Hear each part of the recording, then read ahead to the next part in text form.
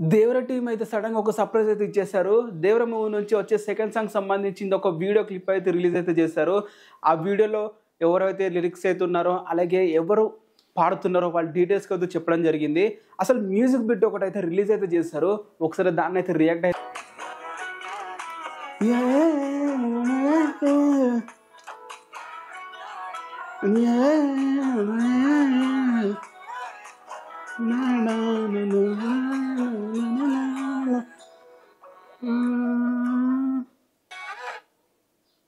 చూశారు కదా ఎంత ప్రెజెంట్గా ఎంత బ్యూటిఫుల్గా ట్యూన్ అయితే ఉందో. అనిరుద్ గారు అయితే ఇంకో టికెట్లోకి మరి అందరు సిద్ధంగా ఉన్నారు కదా.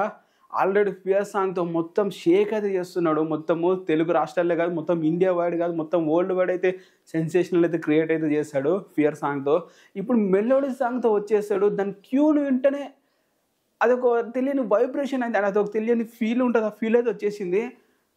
అబ్బాబా సూపర్గా ఉంది. నాకైతే ఆ లుక్ కూడా, పోస్టర్ కూడా చూసారా, తారక్ అన్న ఎంత క్యూట్గా ఉన్నాడు, అలాగే జానీ కపూర్ బాబా చూడనే చాలా అంటే చాలా బాగా నచ్చేసింది. లిరికిస్ట్ ఎవరో ఒకసారి చూసుకుందామా. పాటను వచ్చేసి అయితే అన్ని లాంగ్వేజ్లో అయితే డిఫరెంట్గా పాడబోతున్నారు. హిందీ, కన్నడ, మలయాళం లాంగ్వేజ్ వచ్చేసి శిల్పారావు అని ఒక ఆమె అయితే పాడబోతుంది. ఈ సాంగ్ మొత్తం ఫీమేల్ వర్షన్ అయితే ఉంటుంది. తారక్ అన్న జస్ట్ రొమాంటిక్ వేలో అటు ఇటు నడుచుకుంటూ అయితే ఉంటాడు. అండ్ మొత్తం అయితే లేడీస్ వాయిస్ అంటే జాహ్నవి కపూర్ గారే పాడతారనమాట. తన ఉద్దేశించి దేవర గురించి ఉద్దేశించి అయితే పాడుతూ ఉంటుంది. తమిళ్కి వచ్చేసి అయితే ప్రీతి సింగ్ అని ఒక ఆమెను అయితే తీసుకోవడం అయితే జరిగింది. అండ్ వీళ్ళ పేర్లు అయితే ఇక్కడ ఇస్తాను చూడండి. వీళ్ళు మొత్తం 5 లాంగ్వేజ్కి లిరికిస్ట్ కూడా సపరేట్ అయితే ఉంటారు.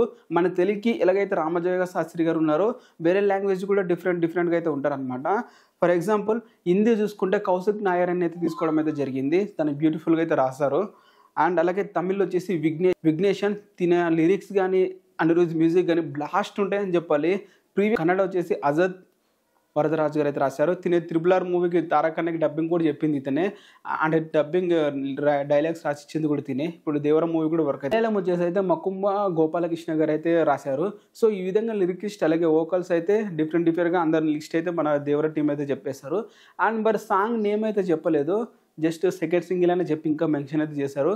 సాంగ్ నేమ్ వచ్చేసి రేపు చెప్తారేమో, చూడాలి.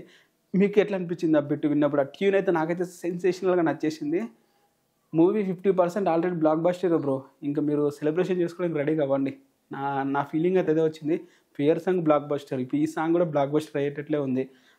మ్యూజిక్ వింటేనే అర్థం అయిపోద్ది. ఇక చిన్న బిట్టు చాలు మొత్తం మ్యూజిక్ ఎట్లుంటుందో చెప్పడానికి. నాకైతే బాగా నచ్చింది. మరి మీకు ఎలా అనిపించింది కింద కామెంట్ చేయండి. ఛానల్ని సబ్స్క్రైబ్ చేసి వీళ్ళని లైక్ అయితే చేస్తాను.